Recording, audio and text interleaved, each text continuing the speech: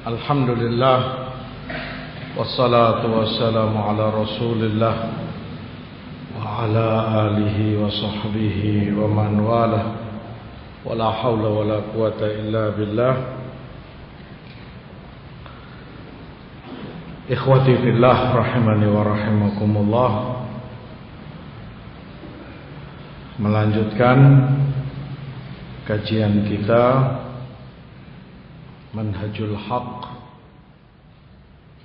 fil Aqidah wal Akhlaq Mandhumah karya Syekh Abdurrahman bin Nasir As-Sa'di rahimahullah. Beliau sebutkan pada bait ketiga, nuqirru bi anna Allah la rabba ghairuhu ilahun 'alal 'arsyil 'azimi mumajjadu. Dan kita meyakini, kita menetapkan bahwa Allah tiada Rabb selainnya, ilah yang disembah, dituhankan, dan dia di atas arsy, di atas arsy yang besar, mumajjadu, dimuliakan.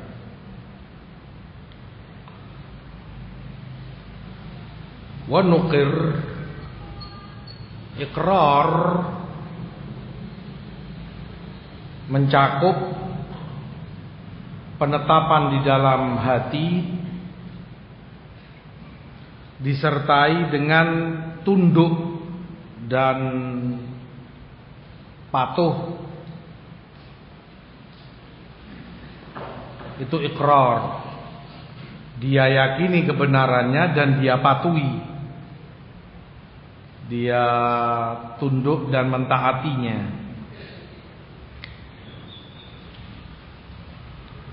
Bi anna Allah la rabba ghairuhu, bahwa Allah tiada Rabb selain dia.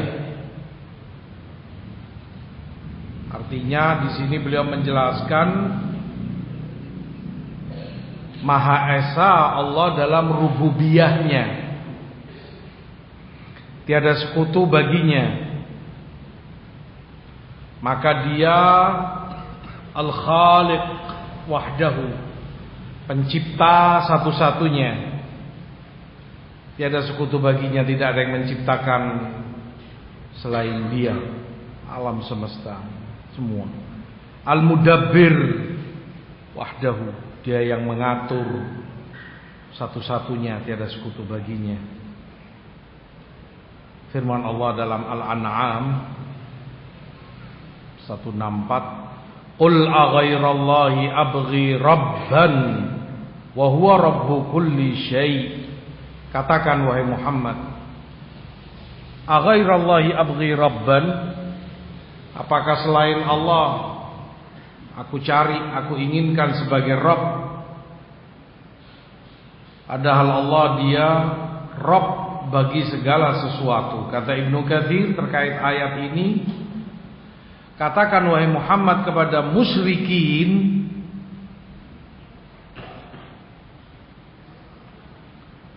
mereka yang menyekutukan Allah, jelaskan kepada mereka arti keikhlasan, memurnikan ibadah untuk Allah semata, bahwa kamu pun bertawakal hanya kepada Allah. Katakan pada mereka, aghairallahi abghi rabban, apakah aku akan mencari dan menginginkan Rabb selain Allah? Penafian tentunya, pengingkaran, karena tentunya tidak akan beliau cari, tidak akan beliau inginkan Rabb selain Allah. Wa huwa rabbu kulli syai', padahal Allah adalah Rabb segala sesuatu. Dia yang membimbingku, makna rabbu kulli syai'. Dia yang menjagaku, mengatur dan menguasai segala urusanku, sehingga hanya padanya aku bertawakal, hanya kepadanya aku berinabah, kembali dalam segala hajatku.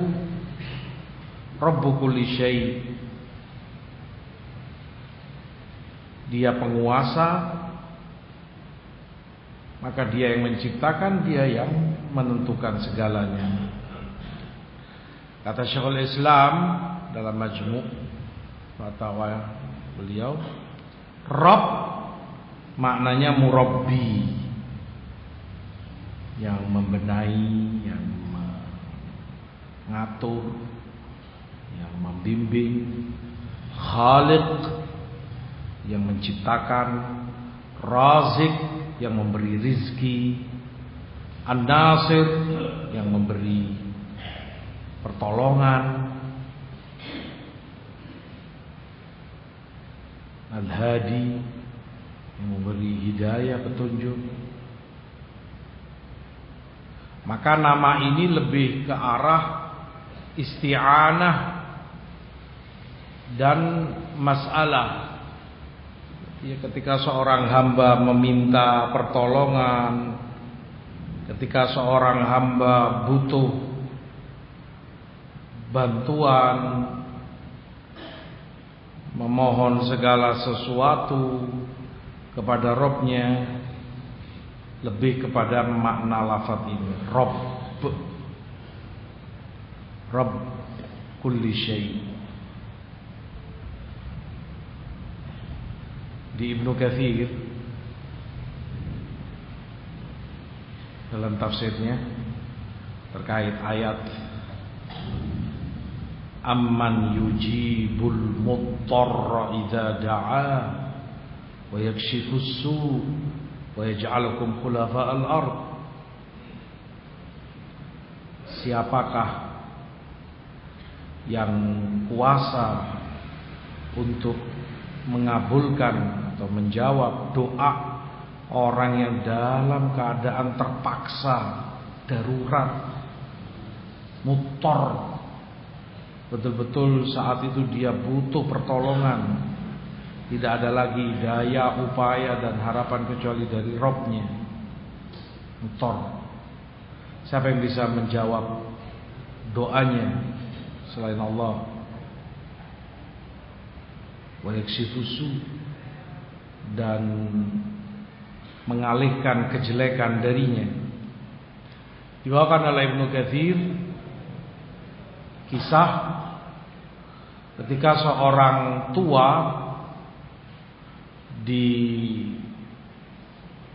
dicegat oleh gerombolan perompak, para perampok di gurun pasir, dan diambil semua hartanya, perbekalannya, harta bendanya, berserta onta-ontanya, dan dia mau dibunuh. Kata orang tua ini, kalian mau merampok, rampok saja, bawa semua harta bendaku, tapi biarkan aku hidup. Nggak bisa, kata mereka, kamu pun harus kami bunuh supaya nggak bicara atau membocorkan mungkin. Walhasil ketika dia menyadari nggak ada pilihan lain, gurun pasir, lautan, sejauh mata memandang pasir. Kamu mau teriak, siapa yang dengar? Kata dia, kalau begitu sebelum aku mati, izinkan aku terakhir sholat 2 rakaat kepada Rabbku. Kata mereka, silahkan, cepat sholat kamu. Maka dia sholat. Dalam sholatnya dia baca ayat ini, amman yujibul muttarra idza da'a. Sekarang dia butuh pertolongan, darurat, tidak ada lagi yang dia harap. Mau minta pertolongan ke siapa? Tengah lautan pasir, apa yang bisa dengar? Dan dia seorang diri di hadapan sekian banyak orang jahat. Betul-betul dia butuh pertolongan dari Rabb-Nya. Hasil dia sholat, dia banyak-banyak memohon kepada Allah keselamatan. Begitu dia selesai salam dari arah sana, tiba-tiba datang langsung seorang penunggang kuda yang gagah perkasa, sambil mengayun-ngayunkan pedangnya, dan dengan secepat kilat dia babat, dia bunuh semua perampok itu sampai mati. Sekejap mata. Maka dia keheranan, datangnya dari mana fulan ini, siapa? Sebelum dia pergi ditahan sebentar. Fulan, kamu ini siapa? Dari mana? Dia jawab, ana Rasul man idza da'ahul muttarru ajabah. Aku adalah utusan zat yang ketika didoai, dimintai oleh yang muttar, sangat butuh, pasti akan dikabulkan. Malaikat. Dan dia pergi. Rububiyah. Makanya seperti kata Syekhul Islam, nama ini lebih kepada erat kaitannya dengan isti'anah, permintaan pertolongan, masalah doa. Makanya dalam doa sering digunakan lafaz Rabb. Rabbana ighfir lana dzunubana, Rabbana la tu'akhidna in nasina, Rabbana la tahmil alaina isra. Rabbana Rabbi, Rabbana Rabbi, itu sering digunakan dalam doa permohonan kepada Allah, karena makna ini, rububiyahnya. Sehingga pernyataan Nadim Syekh Sa'di, wa nuqirru bi anna Allah la rabba ghairuhu, ini lebih kepada tauhidullah fi af'alihi, pengesaan Allah dalam perbuatannya, dalam perbuatan-perbuatan Allah diesakan, tidak ada tandingan sekutu baginya dalam perbuatannya. Khalq, penciptaan, perbuatan Allah, maka diesakan Allah, tidak ada yang menciptakan selain Dia. Penghidupan, menghidupkan, mematikan, nusyur, mengumpulkan semua di yaumul qiyamah, memberi rizki, melindungi hambanya, membela, semua ini tiada sekutu baginya. Diesakan Allah dalam perbuatan-perbuatannya, diyakini dan dinafikan tiada sekutu baginya. Ilahun 'alal 'arsyil 'azimi mumajjadu. Kemudian kata Sa'di, ilah, dia sebagai ilah, ma'luh maknanya, yang disembah, yang dituhankan, disembah, diibadai karena dasar cinta, dicintai, makhluknya tunduk kepadanya, maka seluruh ibadah mereka dikhususkan dan dimurnikan hanya untuk Allah semata. Sebagaimana dalam firman-Nya, ya ayyuhan nasu ubudu rabbakum, wahai manusia, sembahlah, ibadahlah kepada Rabb kalian. Juga dalam Anbiya 92, Wa ana rabbukum fa'budun. Aku Rabb kalian, maka sembahlah, ibadahlah padaku.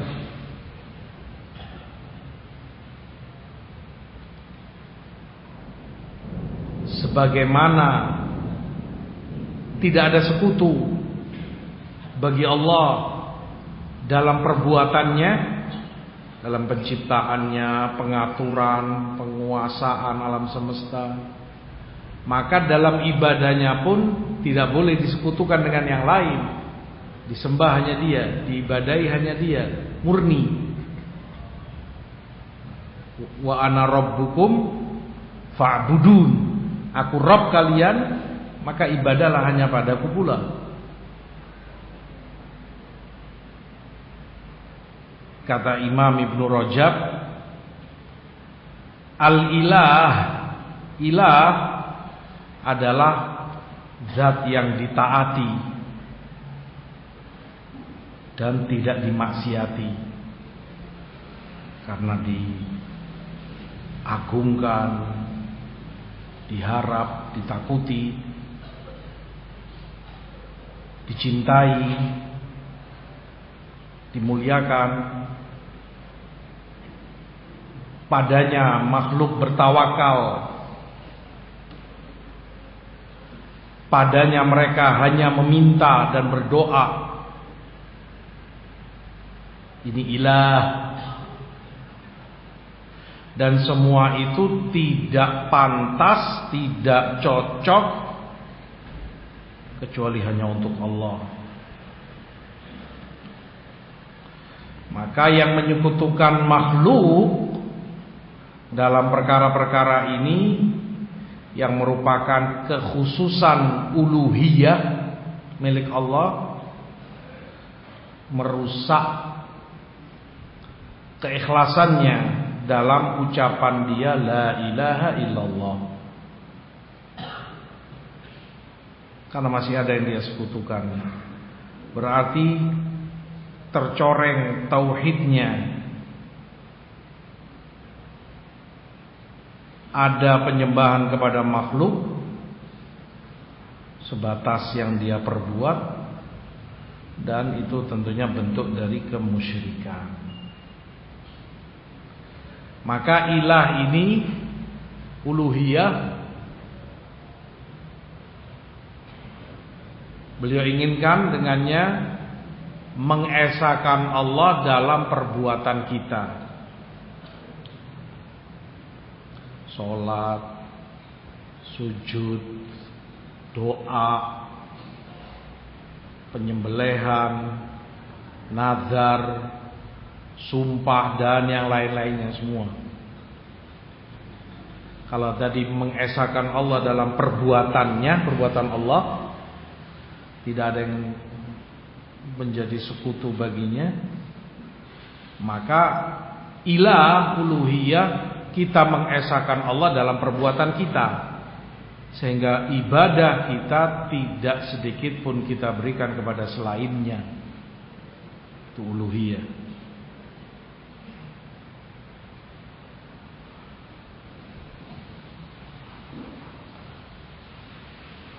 Alal arsyil azim, dia di atas arsy yang besar.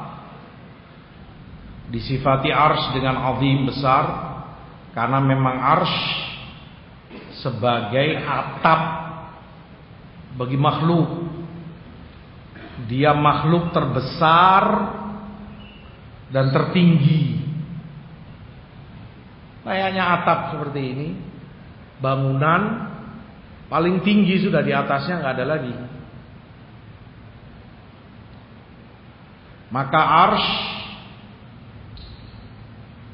saqful makhluqat, atapnya seluruh makhluk, paling atas, paling tinggi, paling besar.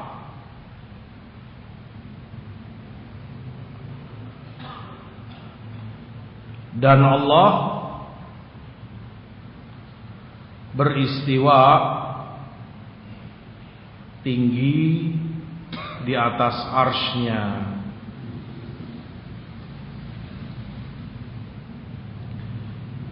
Allah sebutkan hal itu di dalam banyak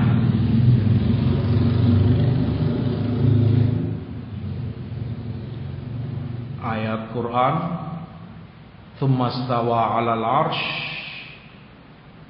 kemudian Allah beristiwa tinggi di atas arsy-Nya. Ar-Rahman 'alal 'arsy istawa. Ar-Rahman yang beristiwa tinggi dan di atas arsy-Nya. Dan itu diyakini, diimani oleh setiap makhluk. Maha tingginya Allah, ulu, sehingga kepadanya manusia memohon, berdoa.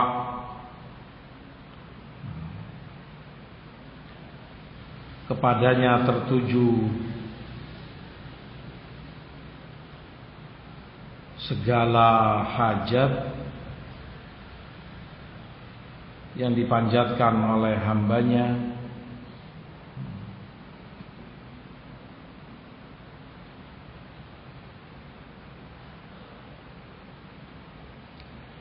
Di hadis riwayat Ibn Abi Syaibah,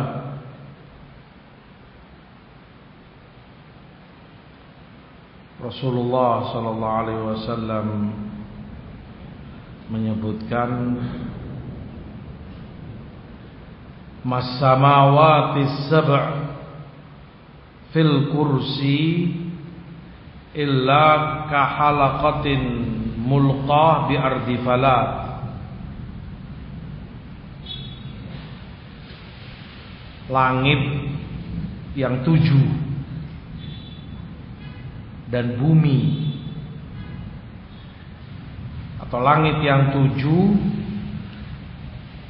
jika itu dibandingkan dengan kursi, langit yang 7 lapis dibanding dengan kursi, dan kursi tempat letak telapak kaki Allah, maudhi'ul qadamain, bagi Allah Jalla Jalaluh. Itu seperti gelang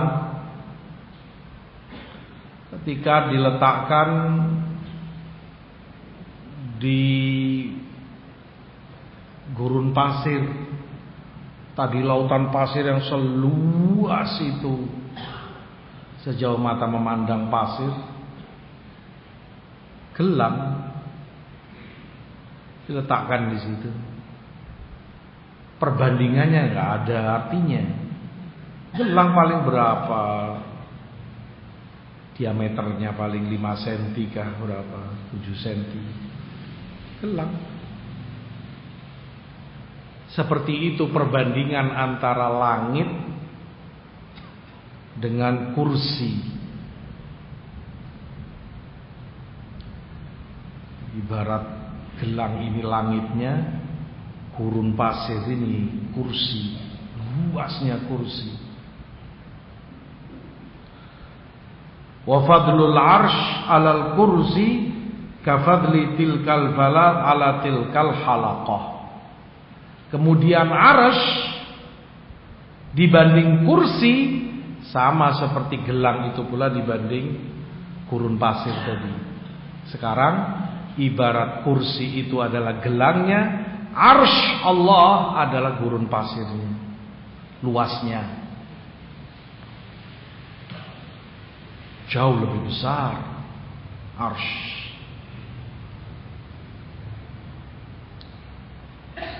Makanya disebutkan sebagai makhluk terbesar dan tertinggi, atap dari seluruh makhluk yang ada. Di situ Imam Sa'di rahimahullah menyebutkan Allah beristiwa di atas arsy, tinggi dan di atas arsy. Mumajjadu, dimuliakan. Mumajjad dari majid, dan nama Allah adalah Majid.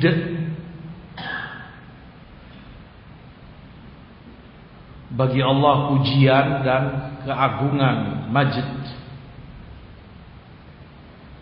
Majd adalah sesuatu yang luas. Al-Majd, sesuatu yang luas. Sehingga Al-Majid atau Mumajjad, yang dipuji, yang terpuji dengan pujian yang luas sekali, pujian yang banyak sekali karena kesempurnaannya. Begitu luas, begitu banyak sehingga tidak bisa dibatasi. Itulah yang Rasulullah SAW sebutkan di Sahih Muslim, la uhsi thana'an 'alaik anta kama afnaita 'ala nafsik. Aku tidak bisa membatasi pujian padamu, ya Allah, sebagaimana engkau memuji dirimu sendiri.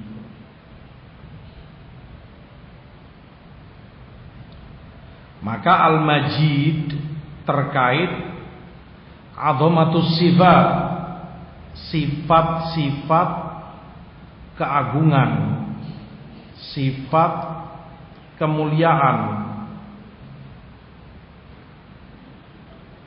Al-Majid, Allah namakan dirinya, dan itu sifat kebesaran bagi Allah.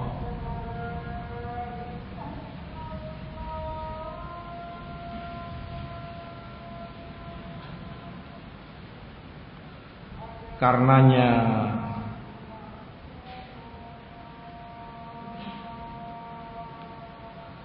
Allah sebutkan di Hud, rahmatullahi wa barakatuhu alaikum ahlal bait innahu hamidun majid. Rahmat Allah dan barakahnya kepada kalian ahlul bait, sungguh dia hamid, maha terpuji, dan majid, maha luas pujian padanya, keagungannya.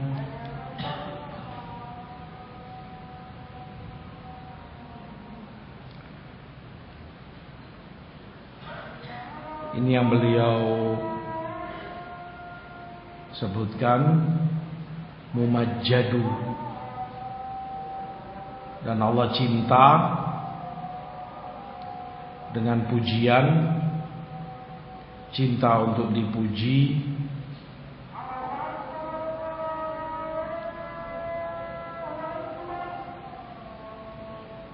Dan digabungkan dua nama ini, Hamidun Majid. Al-Hamid,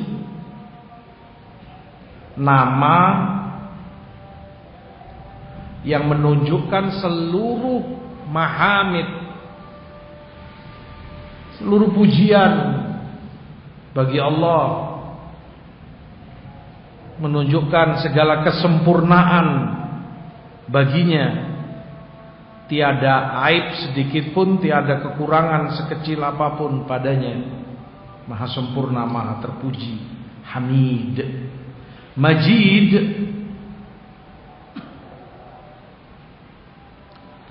menunjukkan segala sifat kebesaran, segala sifat keagungan yang ada pada Allah Subhanahu wa ta'ala. dan itu penting untuk kita mengetahui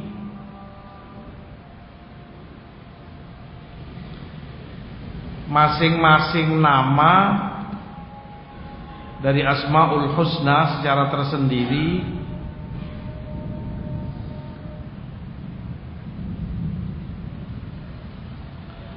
dan ketika nama itu digabungkan, Hamid punya makna tersendiri, Majid punya makna tersendiri.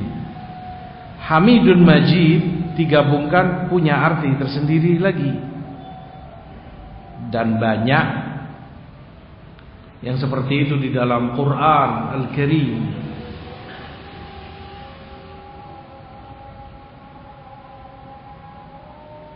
Terkadang Allah sebutkan antara ampunannya dan cintanya, rahmatnya.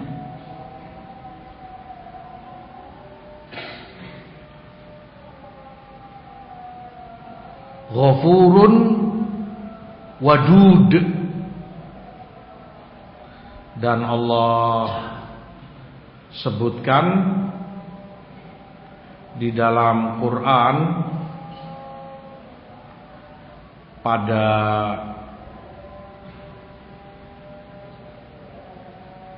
dua ayat, di dalam ayat Quran sifat wadud bagi dirinya, wadud yang penuh cinta, mencintai dan dicintai sekaligus. Dicintai karena banyak kebaikannya, banyak kenikmatannya yang diberikan, keagungannya, kesempurnaannya.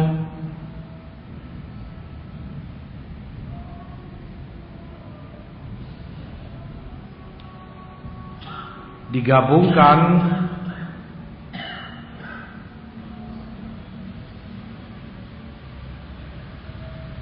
karena kalau itu pada manusia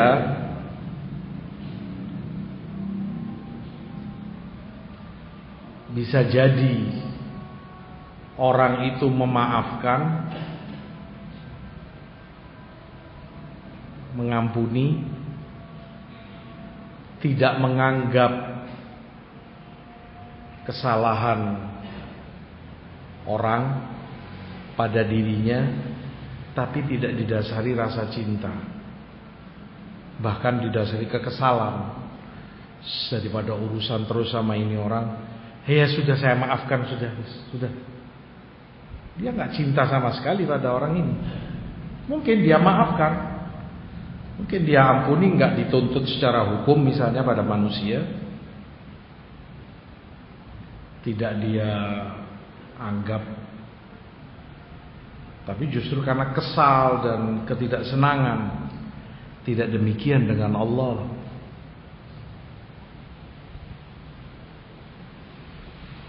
Allah Maha Pengampun, tapi Allah juga Wadud, cinta, mengampuni hambanya karena mencintai mereka. Cinta ketika hambanya bertobat padanya, cinta sekali dengan tobat hambanya, senang sekali, lebih daripada kalian yang kehilangan ontanya, di situ segala perbekalan dan hartanya hilang kemudian ketemu kembali, seperti yang Rasul katakan. Didasari cinta dan kasih sayang.